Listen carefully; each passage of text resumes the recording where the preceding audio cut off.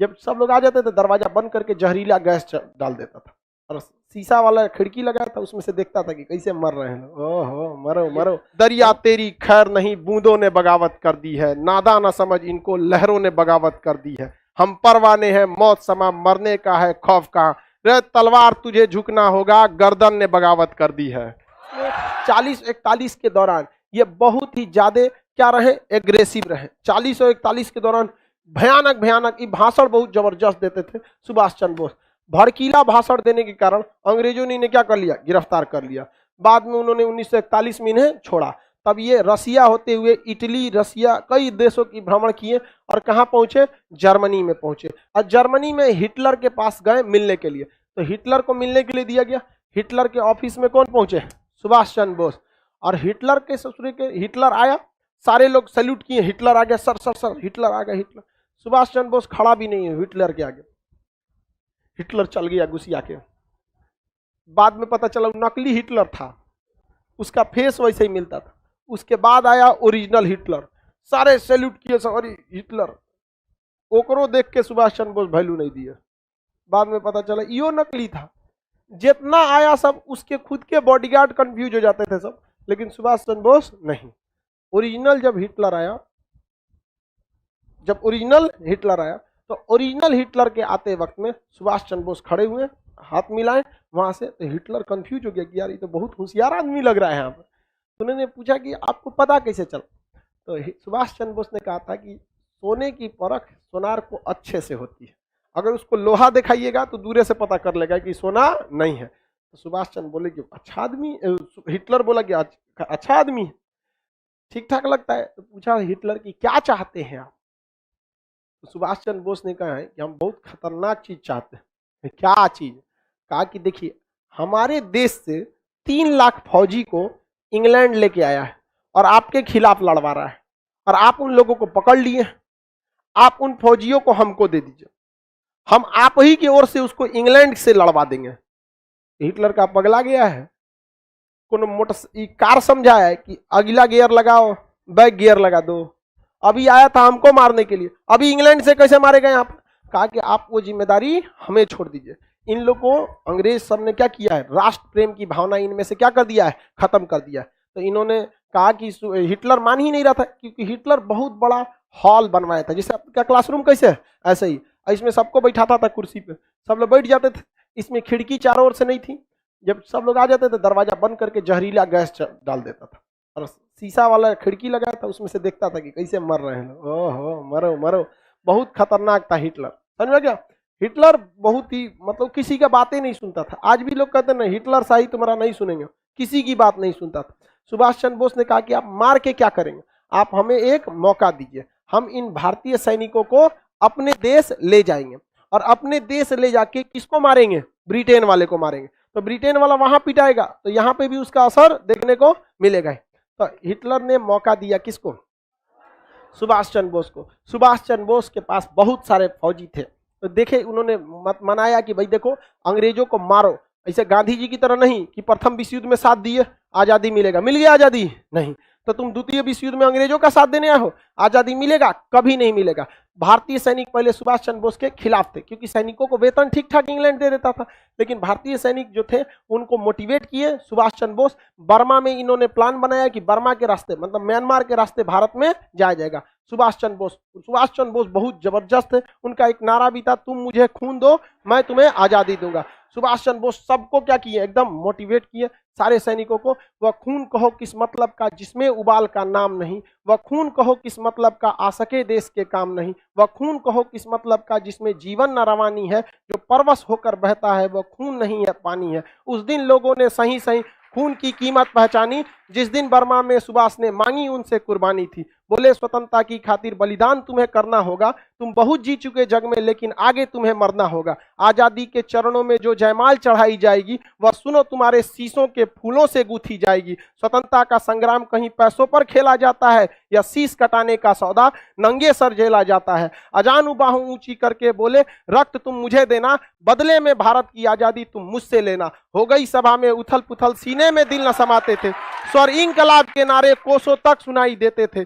बोले सुभाष वह आगे आए जिसमें भारतीय खून बहता हो, वह आगे आए जो खुद को हिंदुस्तानी कहता हो, वह आगे आए जो इस पर हस्ताक्षर करता हो, मैं कफन बढ़ाता हूं, वह आगे आए जो इसे हंस कर लेता हो। सारी जनता हुंकार उठी, हम आते हैं, हम आते हैं, माता के चरणों में अपना रक्त बहाते हैं। साहस से बड़े युवक उस दिन बढ़ते ही जाते थे, चाकू छुरी कटारों से वे अपना रक्त बहाते थे, फिर उस रक्त की स्याही में वे अपनी कलम डुबाते थे और आजादी के परवाने पर हस्ताक्षर करते जाते थे। उस दिन तारों ने देखा हिंदुस्तानी विश्वास नया, जब लिखा भारत के महारणवीरों ने खून से इतिहास नया। तो पूरे भारत के सैनिक जो थे, जबरदस्त सैनिकों में उछाल आया, बाप रे पूरे भारत के सैनिक उजाड़ देंगे रे इंग्लैंड को हम। यहाँ हिटलर देखा, कहा कि ये कौन आदमी है रे, यहाँ पूरा माहौल बदल के रख दिया यहाँ पे। सुभाष चंद्र बोस को देखकर हिटलर बहुत प्रभावित हुआ और हिटलर ने बहुत सुभाष चंद्र बोस की इज्जत किया और सुभाष चंद्र बोस को हिटलर ने नेताजी की उपाधि दिया था। सुभाष चंद्र बोस के योगदान को कोई नहीं भूल सकता। आप लोग बस एक लाइन पढ़ लेते हैं, तुम मुझे खून दो मैं तुझे आजादी दूंगा।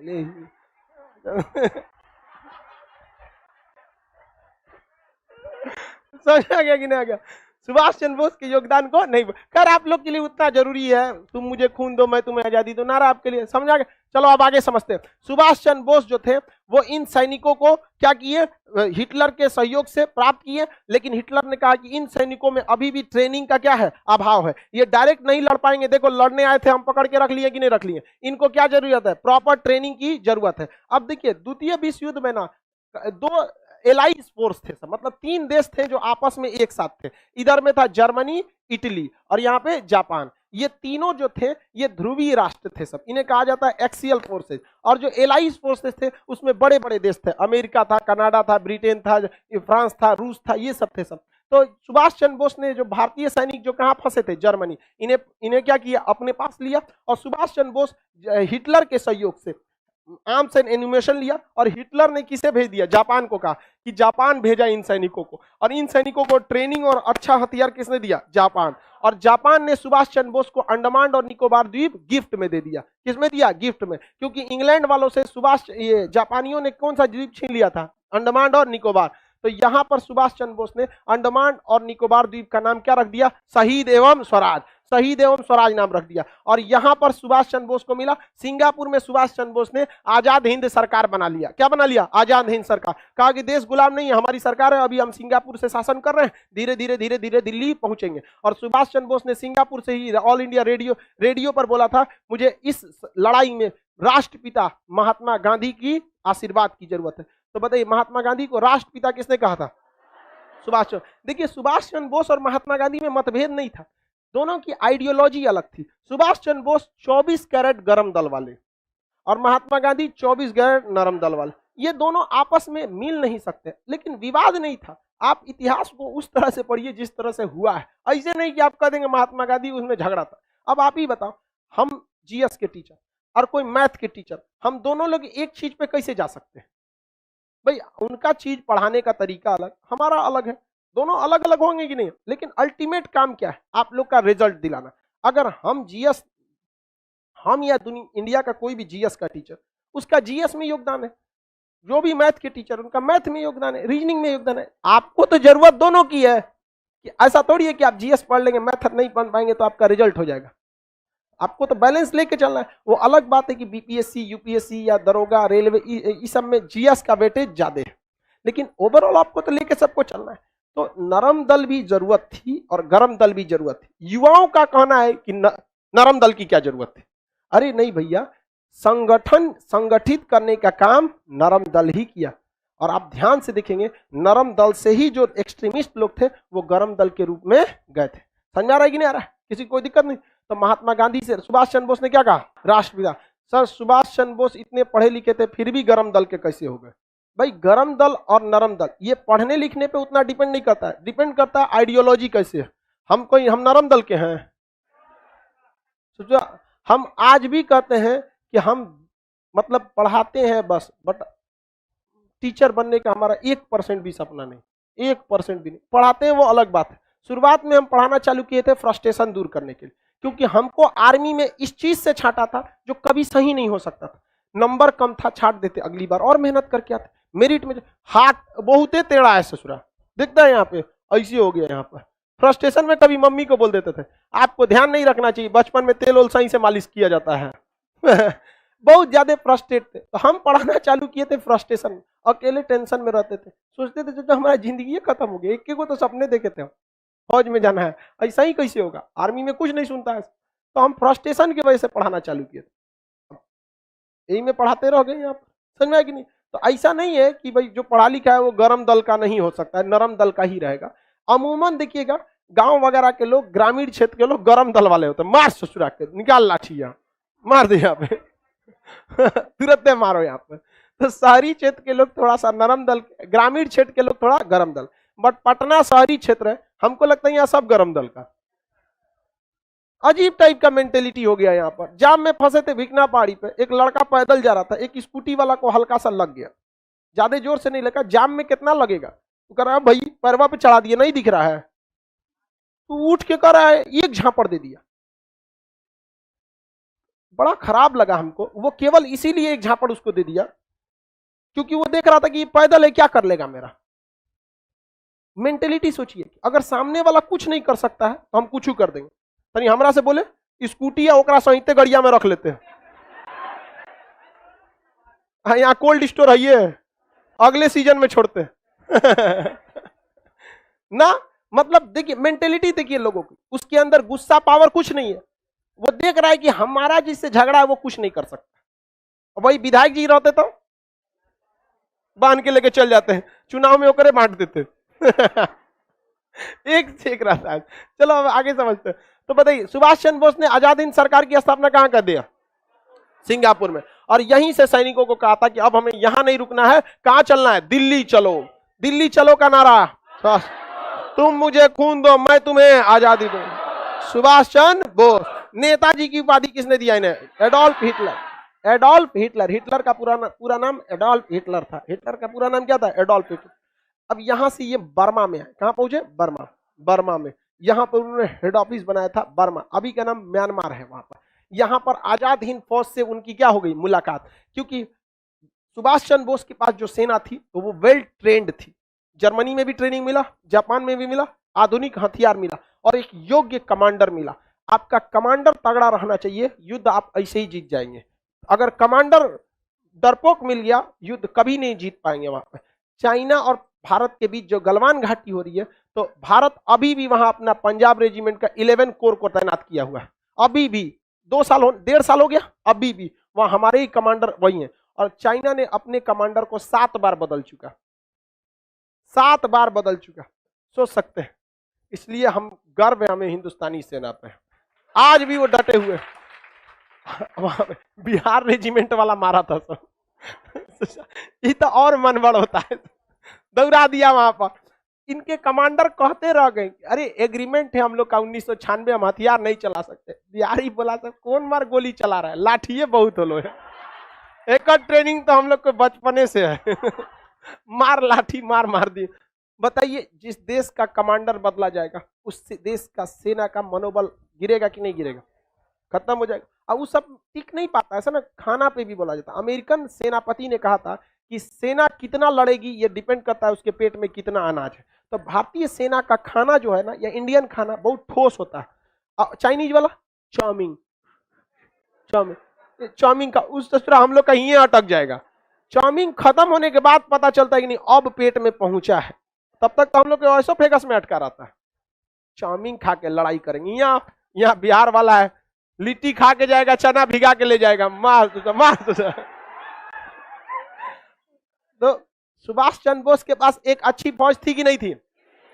सुभाष चंद्र बोस के पास एक योग्य सेना थी, और सुभाष चंद्र बोस में नो डाउट एक योग्य सेनापति थे। हालांकि वो खामका में आईएएस की नौकरी में गए थे, उनको भी सेना में जाना चाहिए था, लेकिन वो भी सेना में नहीं जा पाए। कोई बात नहीं, लेकिन सेना में सर्व करने का मौका मिला कि नहीं? कहीं सचुरा मार हो जाए तो हम लोग घुस जाते हो, बाढ़ में जाओ, हाथ टेढ़ टाड़े, कोई दिक्कत नहीं। अब तो दीजिएगा ना निपटा, हमरा देता तो हम कब के तिब्बत में घुस जाते तो बाढ़ में जो है। तो सुभाष चंद्र बोस के सामने एक समस्या यहाँ आई कि बर्मा में पहले से भारत के सैनिक थे सब। उस समय एक फौज थी जिसका नाम था आजाद हिंद फौज।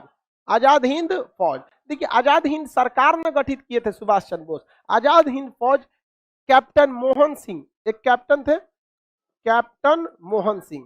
कैप्टन मोहन सिंह ने आइडिया दिया कि क्यों ना हम भारतीयों के लिए एक फौज बनाएं।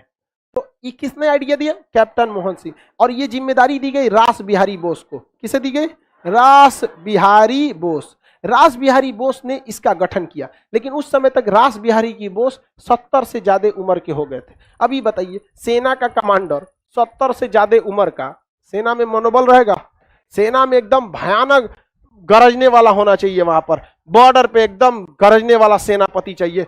दरिया तेरी खैर नहीं, बूंदों ने बगावत कर दी है, नादा ना समझ इनको, लहरों ने बगावत कर दी है। हम परवाने हैं, मौत समा मरने का है खौफ का, रे तलवार तुझे झुकना होगा, गर्दन ने बगावत कर दी है। खतरनाक होना चाहिए एकदम सेनापति, मार करा दे सजुरा, जो मरलो रहे दोनों हथियार उठा लेके मारे सजुरा। यहाँ पर एकदम सेनापति का मतलब क्या होना चाहिए? एकदम खूंखार, चंडाल, एकदम तनिको मोह माया नहीं, लास्ट पे बैठ के ससुरा खाना खा ले और करे जेब चेक करे कुछ बचल है क्या एकरा में। ऐसा सेनापति एकदम क्रूर होना चाहिए, काट डाले वहां पर। रास बिहारी बोस बहुत ही योग्य व्यक्ति थे, रास बिहारी बोस। लेकिन उम्र का तकाजा होता है, हर इंसान का उम्र ढलने के बाद नहीं हो पाता है। 70 साल की उम्र के बाद क्या करें? हम इतना पढ़ा रहे, 50 साल, 4-5 साल बाद हम इतना ना पढ़ा पाएंगे, कितना बचले होगा हम लोग में। तो बुढ़ापा में इंसान नहीं हो पाता। तो सेना ने कहा कि अब हमें यह कमांड किसको दे देना चाहिए? सुभाष चंद्र बोस को। तो बताइए, सेना का कमांड, आजाद हिंद फौज के कमांड किसने संभाल लिया? सुभाष चंद्र बोस। इन्होंने संभाला था 1942 में। कब संभाला था? 1900। क्या 1942 में आजाद हिंद फौज बनी थी? नहीं, बहुत पहले बन गई थी, छीटपुट थी इधर उधर यहाँ पर। अब इन्होंने क्या किया? आजाद हिंद फौज बनाया और इन्होंने कई ब्रिगेड बनाया, लक्ष्मी ब्रिगेड बना दिया। महिलाओं का क्या बना दिया? Lakshmi brigade, Subhash brigade, Gandhi brigade, Nehru brigade, पूरा सेना का गठन बना दिया, भयानक। और सेना का एकदम जबरदस्त इनके पास क्या था? हथियार था। जापानियों से सहयोग मिला था, हिटलर से सहयोग मिला था, और ये अब म्यांमार के रास्ते कहां बढ़ने लगे? भारत की ओर। और जापान से एक उम्मीद थी, लेकिन 6 अगस्त 1945 को अमेरिका जापान पे बम पटक दिया। दूसरा 9 अगस्त को फिर पटक दिया। अब जापान ने हाथ खड़ा कर दिया, हम क्या कर सकते हैं? सुभाष चंद्र बोस की मृत्यु के बाद सेना का मनोबल ही गिर गया और सेना के ऊपर भारी पड़ गए कौन? अंग्रेज। क्योंकि अंग्रेज को अब टेंशन नहीं, उधर जापान मारा गया, इधर जर्मनी मारेगा, एगो बचा था इटली, इटली का था डोमिटो मुसोलिनी, ये महालोल था ससुरा। ये तो माँ, इसकी जनता ने इसको पकड़ के तमाचा तमाचा मार दिया, इसी के देश की जनता ने मुसोलिनी को इसी के देश में तमाचा तमाचा मार के मारी। उसका बेचारा का सब उखड़ गया था, इतना मार मारे थे सब, चौराहा पे फांसी दे दिया। महाबैल था मुसोलिनी। मुसोलिनी का कहना था, जो पुरुष युद्ध नहीं लड़ा वो बाज महिला के समान है। कोई बात है भाई, युद्ध जरूरी है, लेकिन युद्ध किस हाल में जरूरी है ये है। आप युद्ध को बहुत हद तक टालिए, आखिरी डिसीजन होना चाहिए, युद्ध होना चाहिए। ऐसा थोड़ी कि युद्ध कर दो एकदम। यहाँ पर सुभाष चंद्र बोस की मृत्यु के बाद आजाद हिंद फौज के सैनिकों को गिरफ्तार किया गया और लाल किला में इनके खिलाफ मुकदमा चलाया गया था। आजाद हिंद फौज के सैनिकों पर मुकदमा कहां चलाया गया था? लाल किला। और लॉर्ड लिनिथगो थे उस समय भारत के वायसराय। उसके बाद लॉर्ड लिनिथगो के समय बाद आए थे मिंटो उंटो को, इसको भेजा गया, माउंट बेटन वगैरह। तो इसके ऊपर मुकदमा चलाया गया। तो उसके बाद जब मुकदमा चलाया गया तो भारत के जवाहरलाल नेहरू वकील जो थे, काटजू थे, तेज बहादुर सप्रू थे, बहुत सारे वकीलों ने आजाद हिंद फौज के सैनिकों का पैरवी किया और जज से कहा कि गलती से भी आप सजा मत सुनाइएगा। याद है मंगल पांडे? हाँ, एगो को सुनाए थे मंगल पांडे को, बाकी 1857 का क्रांति किया था ना। अभी माहौल सही नहीं है जज साहब, आप इनकी सजा को माफ कर दीजिए वरना फिर बवाल कर देगा सभी सैनिक सब। तो जज ने कहा माफ करने की शक्ति हमारे पास नहीं है, राष्ट्रपति को होती है। उस समय राष्ट्रपति के पद पर वायसराय हुआ करता था। तो वायसराय ने इनकी सजा को क्या कर दिया? माफ कर दिया। अगर द्वितीय विश्व युद्ध नहीं होता तो हम लोग 1947 में आजाद नहीं होते, ये वास्तविकता है। द्वितीय विश्व युद्ध नहीं होता तो हम 47 में तो आजाद नहीं होते, 55 में होते, 51 में होते, लेकिन 47 में तो किसी कीमत पे आजाद नहीं हो पाते। क्योंकि देखिए ना, ऐसा कौन सी घटना लगा जिसने अंग्रेजों को ज्यादा नुकसान पहुंचाया? द्वितीय विश्व। बाकी भारत छोड़ो आंदोलन केवल इसीलिए हुआ था कि अंग्रेज द्वितीय विश्व युद्ध में बिजी थे। रियलिटी देखिए, टाइमिंग नहीं देख रहे हैं। क्रिप्स प्रस्ताव आया, भाई बहुत मजबूरी है, गांधी जी उसको कमरा में ले गए। बहुत जरूरी है क्या फौज की? ताकि गांधी जी आप ही बचा सकते हैं। प्रथम विश्व युद्ध में आप ही सैनिकों को भेजे थे, हम लोग आपको सार्जेंट बोले थे, बहुत जरूरत है, दिक्कत हो गया है। गांधी जी का यही तो हम जानना चाहते थे, जाओ हम भेजेंगे। गया बेचारा क्रिप्सवा, भारत छोड़ो आंदोलन, कहा कि बहुत कमीना आदमी है। तो द्वितीय विश्व युद्ध नहीं होता तो हम लोग को आजादी इतना जल्दी नहीं मिलता। बाकी देखिए भगत सिंह 1930 में ही इन्हें फांसी, 31 में फांसी दे दी गई। चंद्रशेखर आजाद, राम प्रसाद बिस्मिल, अशफाक उल्लाह खान, ये लोग 30 के दशक तक ही इन लोग को क्या कर दिए थे, अंग्रेज फांसी देके गोली मार के कैसे भी क्या कर दिए थे, खत्म कर चुके। 30 के बाद कोई बहुत बड़ा क्रांतिकारी आंदोलन ही नहीं मिलेगा, सुभाष चंद्र बोस का मिलेगा। और सुभाष चंद्र बोस को भी देखिए क्या हुआ, द्वितीय विश्व युद्ध में जर्मनी जापान मराया और पूरा खत्म हो गया। क्योंकि हम लोग के पास अपना क्या था, ना फैक्ट्री थी, ना हथियार था, ना कुछ सैलरी उलरी कहां से दीजिएगा यहाँ पर। तो बहुत द्वितीय विश्व युद्ध हुआ भी तो एक तरह से हम लोग के लिए क्या था, अच्छा ही था। सोचा द्वितीय विश्व युद्ध हुआ पहले, और अगर द्वितीय विश्व युद्ध में जर्मनी जीत जाता तो हम 1942 में आजाद हो गए रहते। जर्मनी ने गलती न कर दिया, उसने रूस पर आक्रमण कर दिया। ये सोचना देखता है कितना बोर्ड है, कहां आक्रमण कर दिया, रूस पर। रूस ने सबसे ज्यादा लोग को गंवाए हैं, प्रथम विश्व युद्ध में भी और द्वितीय विश्व युद्ध में। इतना लोग मरे हैं कि रूस में कहीं पे भी देखेंगे तो सड़क पर 40% आपको लड़के मिलेंगे, 60% वहां क्या मिलेंगी, लड़कियां मिलेंगी। जिसके दो रीजन है, एक तो प्रथम और द्वितीय विश्व युद्ध में मरा गए सब, दूसरा का रीजन वहां पे शराब बहुत ज्यादा, वहां पे लोग क्या पीते हैं, शराब। ठंड प्रदेशों में शराब जो होता है एकोमोडाइजेशन में क्या करता है, मदद करता है। दूसरा वेस्टर्न कल्चर में शराब, सिगरेट, जुआ ये सब क्या है, नॉर्मल। हमारे यहाँ क्या है, शराब थोड़ा सा गलत माना जाता है, उतनी मनी होली में चल गया, अदरवाइज होली में ना थोड़ा सा आदमी एडजस्ट कर चले यार होली में, समझा कि अदरवाइज में आप शराब पीजिएगा तो भारतीय समाज में लोग आपको अच्छे नजर से नहीं देखते। होली में बस सब कॉम्प्रोमाइज हो जाता है। और वो ससुरा सब ऐसा पी लेता है कि उलटल कहीं रहता है। अरे भाई थोड़ा लिमिट में रहना रे ससुरा, तोरे चक्कर में त्योहारों बदनाम हो जाएगा। लेकिन ना ससुरा हम चौपट हैं तो सबको चौपट करेंगे। तो ये रूस बहुत ज्यादा इसमें लॉस रहा था। तो आपको सुभाष चंद्र बोस का समझ में आ गया। अब आगे हम लोग कल करेंगे।